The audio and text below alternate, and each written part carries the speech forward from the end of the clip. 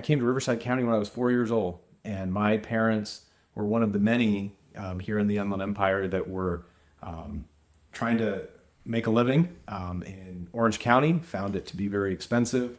My dad was an Orange County sheriff deputy, and wanted to raise his family with a backyard and a home with enough space, a good school district, and basically traded a commute on the 91 into Orange County for that lifestyle.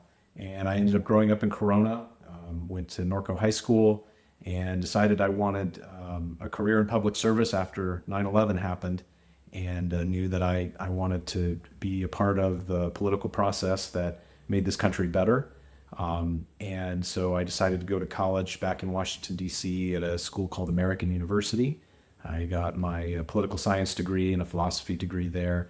And when I graduated there, after I interned on Capitol Hill, a couple of places to kind of get my feet wet, and decided that where I could make the most impact was to move back home to the Inland Empire, to the place where I got my opportunity and my start.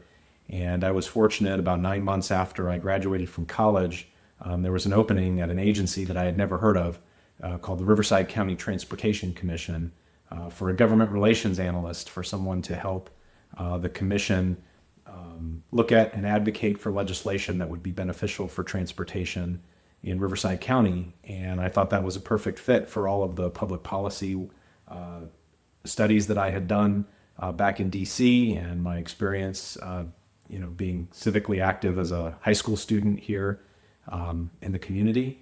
And so I decided to move back. I was fortunate enough to land that sort of entry-level job at RCTC.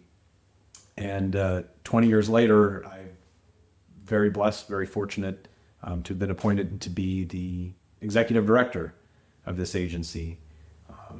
That's a very short story, but I like to start with that because as I'm leading this agency and doing work on behalf of all of the elected officials around the county who sit on the Transportation Commission, I am bringing with it my lived experience as someone who was raised here in this county, who remembers what it was like when you could still smell the orange blossoms, and depending on which way the wind was blowing, the cows in Chino.